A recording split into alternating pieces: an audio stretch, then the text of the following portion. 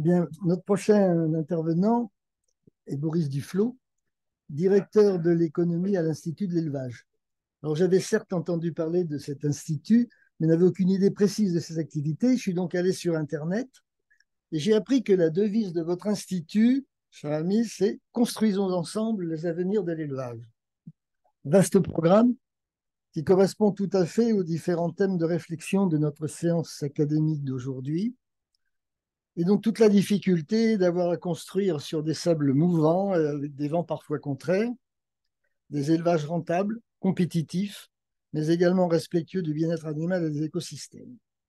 Vous êtes agroéconomiste et je peux d'avance vous assurer que nous accorderons tous une écoute attentive aux solutions ou au moins aux pistes de recherche que vous allez nous proposer. Je vous cède donc la parole. Merci beaucoup. Merci beaucoup de votre invitation. Simplement quelques repères sur les productions animales et l'élevage dans l'Europe, hein, puisque c'est le sujet de mon exposé. Je voulais simplement illustrer avec ce graphique à la fois que les productions animales pèsent assez fortement dans la production des exploitations agricoles, puisque c'est 42% du chiffre d'affaires des exploitations agricoles, et que malgré les constats qu'on fait sur la baisse du nombre d'éleveurs et parfois la baisse de production dans certains pays comme la France, à l'échelle européenne, on n'a pas une baisse en fait de la contribution de l'élevage dans le chiffre d'affaires des exploitations. On est stable entre 2013 et 2022, mais avec une dispersion importante entre pays. Il y a des pays qui se spécialisent davantage dans les productions animales. On voit l'exemple de l'Irlande, mais c'est vrai aussi de l'Espagne, avec des filières qui s'organisent autour de certains produits, certains marchés, notamment pour exporter davantage. Et puis des pays dans lesquels les productions animales reculent un peu. C'est le cas de la France, par exemple, avec une baisse de 2 points entre 2013 et 2022. Euh, En termes d'évolution du nombre d'exploitations d'élevage, ce qui a noté aussi, c'est que les exploitations qui sont spécialisées en élevage, que ce soit spécialisées dans la production d'herbivores ou la production de granivores, hein, porcs et volailles, se réduisent en nombre de façon plus rapide que l'ensemble des exploitations, et notamment les exploitations qui font des cultures, que ce soit des grandes cultures ou des cultures spécialisées, mais surtout des grandes cultures. Et donc on voit, hein, vous voyez les barres vertes et oranges, hein, qui traduisent cette baisse. En fait, entre 10 ans, en 10 ans, on a perdu entre 40 et 50% d'exploitation d'élevage en Europe, avec bien sûr des phénomènes différents. On a des points de départ aussi qui sont différents. Dans les pays de les ex-pays de l'Est, on avait un morcellement très important du nombre d'exploitations, et c'est là qu'il y a les mouvements les plus rapides de restructuration, avec le passage d'un modèle familial, disons paysan, de petite échelle, à des modèles qui sont aussi intégrés et à grande échelle pour exporter et pour aussi alimenter la population locale. La France est dans un équilibre quelque part par rapport à l'ensemble de l'Union européenne, et à une restructuration, une vitesse de disparition d'élevage qui est moyenne, alors qui est inquiétante quelque part, mais qui est moyenne par rapport à ses concurrents. Alors pourquoi elle est moyenne? C'est que aussi les élevages français, dans la période récente, leur agrandissement a été moins spectaculaire, a été moins fort que certains des pays avec lesquels on est en concurrence, et dans lesquels il y a des gains de productivité, des agrandissements qui sont très rapides. C'est notamment le cas, vous voyez l'exemple dans la filière laitière. Vous savez que la production laitière européenne était administrée par des quotas entre 1984 et 2015. En 2015, les quotas ont été abolis, et donc ça a laissé un libre-champ aux productions nationales de se développer davantage et d'explorer de nouveaux marchés, de l'export. Et ça s'est traduit par des investissements, d'agrandissement, des gains de productivité dans les exploitations, notamment dans certains pays. Et vous voyez par exemple les exemples du Pays-Bas ou du Danemark, où en fait un travailleur va produire 2 fois plus de lait qu'un travailleur en Irlande ou en France, avec des gains d'échelle, des exploitations qui sont plus grandes aussi. Vous voyez par exemple la proportion de vaches laitières dans les troupeaux de 100 vaches. En fait, au Danemark, il y a quasiment que des troupeaux de plus de 100 vaches. Euh, et ces phénomènes aussi sont vrais sur les exploitations porcines. C'est encore même plus fort, hein. puisque bon, la production porcine, traditionnellement, comme l'aviculture, n'était est très peu touchée par la PAC, très peu touchée par la protection des marchés aussi. Donc, une production qui est en concurrence aussi avec l'ensemble de l'Europe et avec l'ensemble du monde, avec les autres producteurs internationaux, avec les États-Unis, avec le Brésil, etc. Et donc, il y a traditionnellement une vitesse de restructuration ou d'agrandissement qui est très rapide. Et vous voyez, en 10 ans, entre 2010 et 2020, en fait, la taille moyenne en termes de cheptel de l'exploitation porcine européenne, c'est fois 2,5 et le nombre de travailleurs a augmenté de 76%. Donc, vous voyez, ce n'est pas proportionnel, hein. Ça veut dire qu'on fait des gains de productivité, on a plus d'animaux par travailleur tous les ans.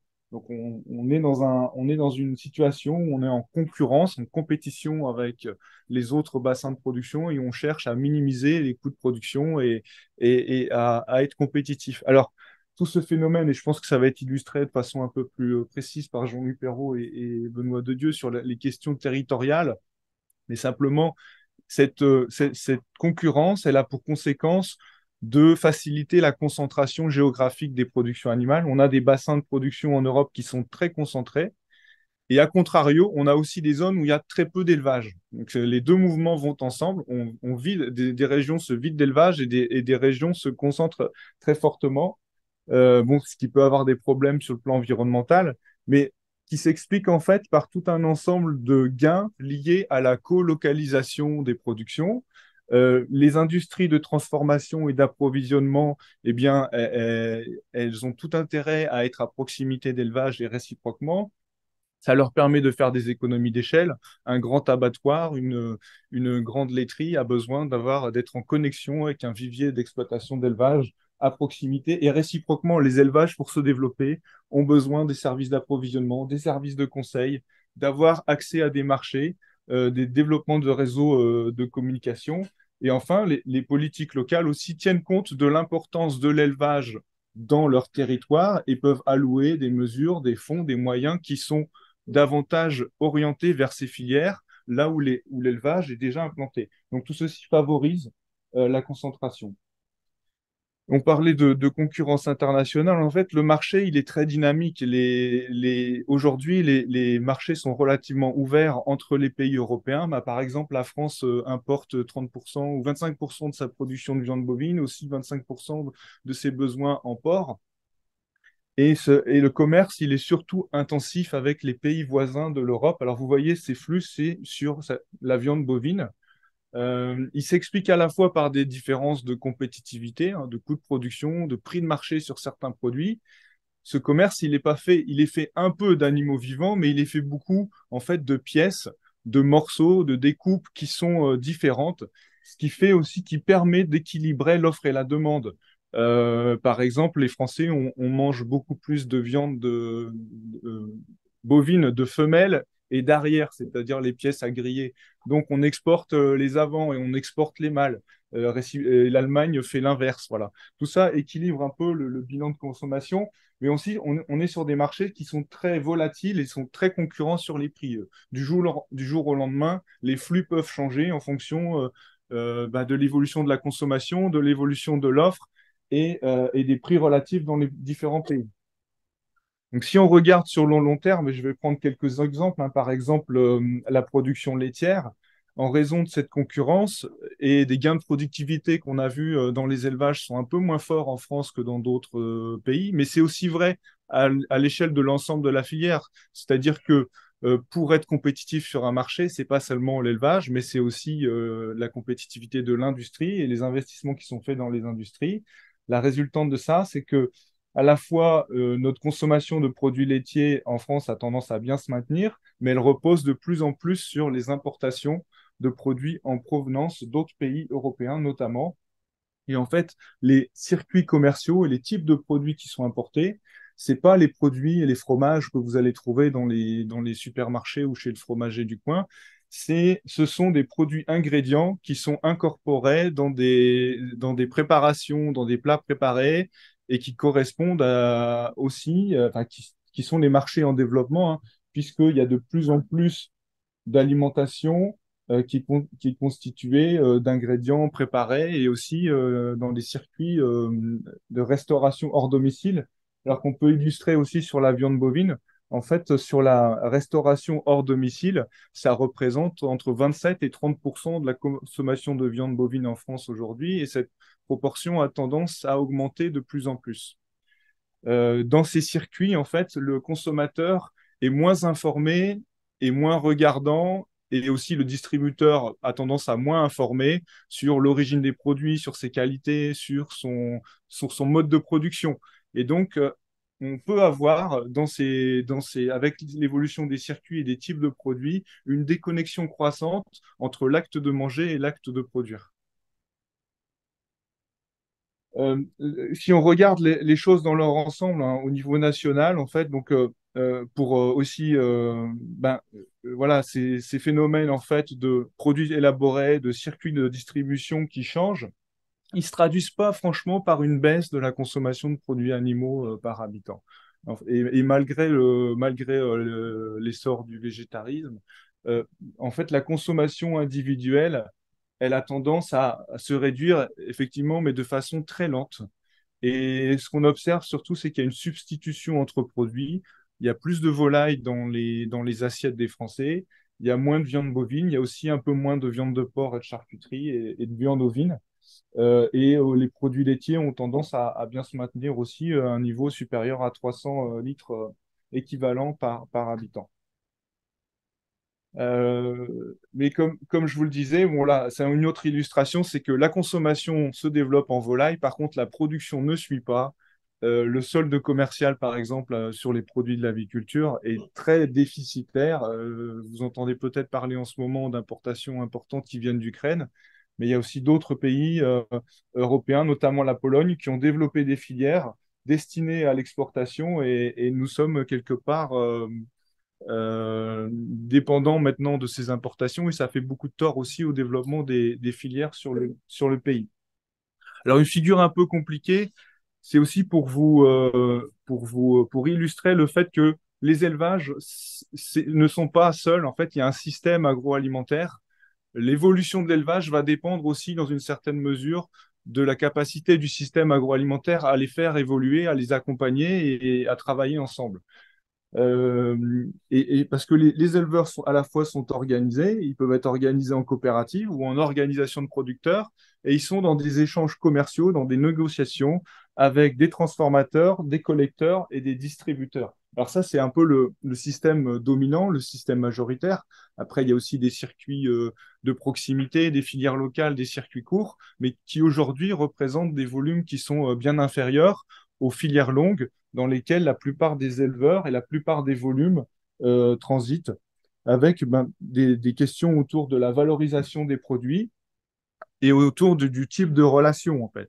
Donc, pour faire simple, en fait, il y a un gradient dans la proximité ou dans l'étroitesse de la relation entre l'éleveur, l'élevage et la filière qui peut aller du marché spot, c'est-à-dire on vend des produits sur le marché, hein, de même qu'un marchand va sur le marché du village, la place du village et vendre ses produits au plus offrant, jusqu'à l'intégration verticale, c'est-à-dire que l'élevage, l'exploitation est piloté par une industrie, est piloté par une firme. Et entre deux, il y a les contrats, c'est-à-dire qui se développent de plus en plus, puisque la contractualisation est promue maintenant, c'est-à-dire que les éleveurs doivent s'organiser pour négocier des conditions de commercialisation avec des transformateurs qui eux-mêmes doivent négocier avec des distributeurs. Donc voilà quelques exemples, je ne vais pas être très long, mais avec l'ensemble du tissu, par exemple, hein, des industries laitières françaises qui sont nombreuses, qui sont parfois des acteurs importants au niveau international. Un chiffre, les 5 premiers transformateurs, en fait, collectent 65% de la collecte laitière nationale, donc ils pèsent beaucoup dans l'orientation des débouchés, des marchés des éleveurs laitiers français. Et ces transformateurs, ils doivent aussi négocier avec les distributeurs. Phénomène très important, la concentration de la distribution. Là, c'est les derniers chiffres en fait qui montrent que les hypermarchés rebondissent encore malgré les difficultés qu'ils ont connues après la Covid, parce que la Covid avait donné beaucoup de goût et d'attrait en fait aux circuits de proximité, aux circuits courts. Et en fait, avec l'inflation, on a un retour à une situation antérieure, voire même une accélération avec le prix qui compte de plus en plus dans le critère d'achat et un redéploiement en fait des grandes surfaces et des hypermarchés. Voilà, pour lesquels les filières sont en négociation permanente autour de la question en fait de la construction de la valeur et aussi du partage de la valeur, qui sont parfois des dimensions un peu antinomiques. Euh, donc au final, nos éleveurs, notamment les éleveurs herbivores, ils gagnent pas très bien leur vie parce qu'ils n'ont pas fait d'énormes gains de productivité et parce que aussi ils ont du mal à négocier ce partage de la valeur avec la filière et à faire valoir ce qu'ils font au niveau des consommateurs. Les revenus sont très fluctuants, sont très volatiles. Et ce qu'on observe aussi, en fait, ces dernières années, c'est que les éleveurs qui s'en sortent le mieux, c'est ceux qui ont des cultures. Donc, on a une concurrence aussi croissante entre production végétale et production animale au sein des exploitations. Et ceux qui peuvent se spécialiser en production végétale ces derniers temps, ils ont tendance à abandonner l'élevage. Et ça peut accélérer la déprise de l'élevage dans certains territoires. Alors, on le voit sur l'évolution des cheptels avec une baisse assez rapide hein, des cheptels bovins ces dernières années, puisqu'on a perdu 10% du cheptel bovin national en 5 ans, qui s'explique bon, par ces questions d'attractivité, de revenus, mais aussi par la pyramide des âges des exploitants, avec des exploitants qui sont âgés pour la plupart dans les productions bovines. Et puis, en fait, on a un vivier potentiel. Vous voyez, en fait, ça, c'est la pyramide des âges des éleveurs en bleu et rose par rapport à la population active française en surimpression en noir. En fait, on voit aussi qu'il y a des questions autour de la féminisation du métier. Aujourd'hui, on a très peu d'éleveuses dans nos exploitations. Donc voilà, on a ce phénomène de vieillissement et aussi on a de grandes difficultés à attirer de nouveaux candidats dans les exploitations, à renouveler les actifs. Donc c'est le taux de remplacement des actifs. Vous voyez que dans les filières bovines, il est assez bas. On remplace un actif sur deux en moyenne. Et par contre, il y a des filières qui arrivent à attirer des candidats, notamment les filières ovines et caprines, parce que ça correspond à des projets de vie autour de petits élevages, des circuits courts, hein, pour dire les choses à grands traits. Et là, on attire davantage de personnes. En fait, on a une dichotomie entre des circuits courts qui attirent beaucoup d'éleveurs, mais qui aujourd'hui ont du mal à trouver des débouchés, et des filières qui sont sur les grands marchés, sur l'international, sur le national, qui se battent sur des coûts. Et là, on a du mal à trouver des éleveurs, des candidats pour développer ces élevages. Voilà. Et donc, si on continue sur les tendances, on a fait des projections, on va encore perdre 10% des éleveurs de bovins dans les 10 prochaines années, toutes choses égales par ailleurs en ce qui concerne le comportement démographique des éleveurs. Alors, maintenant, à partir de ça, comment on peut résoudre la question de la transition agroécologique et, par exemple, répondre aux objectifs qui sont assignés dans la politique agricole et dans le pacte vert européen pour l'agriculture? Donc je vais pas détailler, mais il y a des questions autour de la fertilisation, des pesticides, du développement de l'agriculture bio, de l'eau, etc. Et également la décarbonation avec, bien sûr, les objectifs qui sont assignés à l'agriculture dans le cadre de la planification écologique. En fait, l'agriculture doit baisser de 22% son impact carbone entre 2015 et 2030. Donc, doit faire des efforts. Euh, donc, bon, il y a plein de solutions et je pense que on pourra en parler de façon plus détaillée après.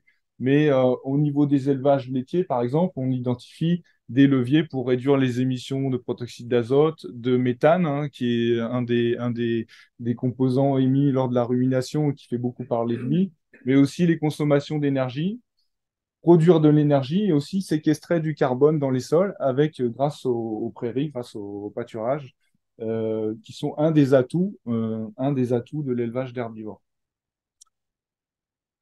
Alors, je vous parlais tout à l'heure de l'organisation des filières et du poids des acteurs industriels. En fait, ces réglementations, elles se traduisent aussi dans des politiques d'entreprise. C'est-à-dire que les laiteries ont internalisé une partie de ces objectifs et essayent également d'inciter les producteurs qui leur fournissent les produits laitiers et eux-mêmes, en termes de consommation d'énergie dans les industries, essayent de faire des efforts pour atteindre des objectifs de décarbonation. Alors, vous voyez tout un ensemble de grandes laiteries, y compris des groupes internationaux, qui se sont engagés dans la trajectoire de décarbonation de leurs émissions. Voilà. Donc, quelque part, il y a aussi une intervention des filières et privée dans le cadre de la transition. C'est pas que les exploitants, c'est aussi tout le tissu qui les accompagne. Et il y a un exemple illustratif, c'est que euh, euh, la forte baisse en fait de la part de marché des œufs en cage, elle a été vraiment pilotée par la distribution en France et en Europe. Vous voyez tous les groupes qui se sont progressivement engagés sur l'arrêt de la commercialisation des œufs en cage suite à la nouvelle réglementation de 2012. Donc, vous voyez qu'il y a un fort pouvoir d'orientation de ces acteurs. Alors, aujourd'hui, malheureusement, c'est que les modes d'élevage au sol, plein air et label et bio s'étaient fortement développés. Mais depuis l'inflation, on observe qu'il y a il y a une compression en fait de ces modes de commercialisation. Donc, ça suffit pas quelque part que les acteurs s'emparent de ces objectifs et essayent de développer les filières. Il faut aussi pouvoir vendre les produits qui sont souvent plus chers. Donc, on fait appel quelque part au pouvoir d'achat du consommateur. C'est aussi le cas dans la production bio laitière, hein, avec une réduction assez forte. On avait connu voilà, une belle croissance aussi. C'est un peu à l'image de ce qui avait été fait dans les labels pour les œufs. Une belle croissance de la production laitière bio au cours des dernières années. Et puis 2022-2023, une réduction, alors qui est peut-être momentanée, il faudra regarder ça sur le temps long, des parts de marché, mais on est quand même, voilà, ces filières sont soumises en fait à des questions de marché. Donc voilà, moi, en résumé, quelques messages. Donc les exploitations d'élevage, elles subissent la baisse d'attractivité du métier par rapport aux autres secteurs de l'économie et aussi par rapport aux productions végétales, donc qui est un sujet de préoccupation majeure aujourd'hui pour les éleveurs.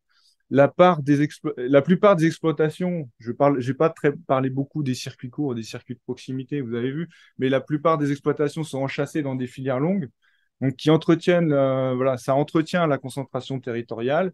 C'est dans un phénomène de concurrence sur les marchés et les débouchés. Il y a une capacité des acteurs de ces filières à orienter les modes de production, mais parfois, il y a des intérêts communs dans ces filières entre les acteurs pour développer la création de valeur entre l'éleveur, le distributeur et le transformateur. Mais parfois, il y a aussi une négociation difficile sur le partage de la valeur qui prend le pas parfois sur les stratégies de création de valeur.